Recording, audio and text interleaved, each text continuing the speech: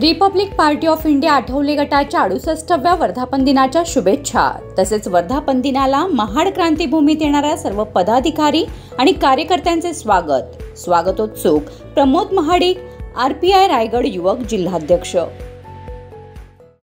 छत्रपती शिवाजी महाराजांनी किती किल्ले बांधले, स्वराज्य निर्माण करताना त्यांनी कसा पराक्रम गाजवला आणि त्यांचे कार्य नवीन पिढीला समजावे या उद्देशाने मुलांसाठी दिवाळी सणात खोपोलीत सर्वात मोठी गडकिल्ले बांधणी स्पर्धा मोरया सांस्कृतिक मंडळ आणि श्वेला तुषार अहिर यांनी आयोजित केली। छत्रपती शिवाजी महाराजांनी पुतळे बनवले आणि त्यांचे जतन करण्यासाठी प्रसंगी युद्धही केले आहे। महाराजांच्या शौर्याची माहिती आताच्या पिढीला समजावी या उद्देशाने मोरया सांस्कृतिक मंडळाच्या माध्यमातून किल्ले बनवा स्पर्धेचे आयोजन करण्यात आले होते। स्पर्धेला खोपोलीतील मुलांनी उत्स्फूर्तपणे प्रतिसाद दिला होता।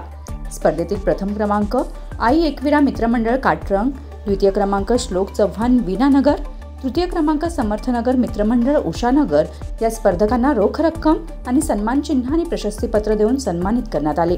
प्रथम क्रमांक पटकाविलेल्या काटरंगच्या आई एकविरा मित्रमंडळाने अत्यंत सुंदर लोहगड किल्ला बनविल्याचे कौतुक आयोजक श्वेला अहिर यांनी बक्षीस वितरण समारंभाप्रसंगी बोलताना व्यक्त केले।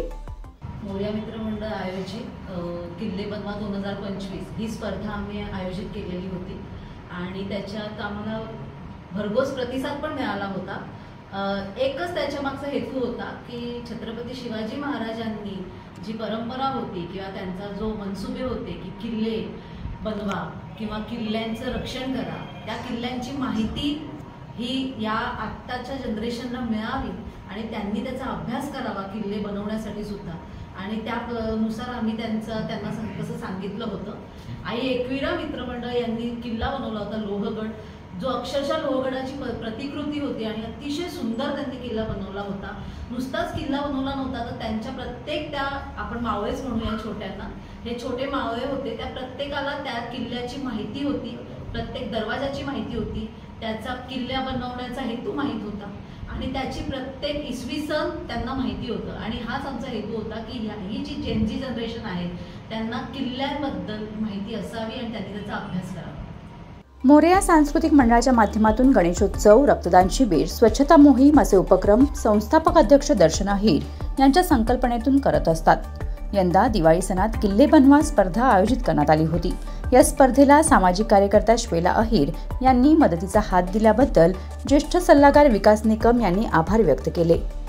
दिवाळीला आम्ही करायचं काय तर असे आमचे बसले असताना त्याच आम्हाला श्वेला तुषार अहिर या म्हटलं की आपण या वेळेस दिवाळीच्या निमित्ताने आपण बाळगोपाळांच्या त्याचप्रमाणे मोठ्यांच्या आपण किल्ला स्पर्धा या खोपोलीमध्ये किंवा आपल्या वार्डामध्ये आपण किल्ला स्पर्धा ठेवूया, असं सुंदर प्रकारचा उपक्रम त्यांच्या मनामध्ये सुचला।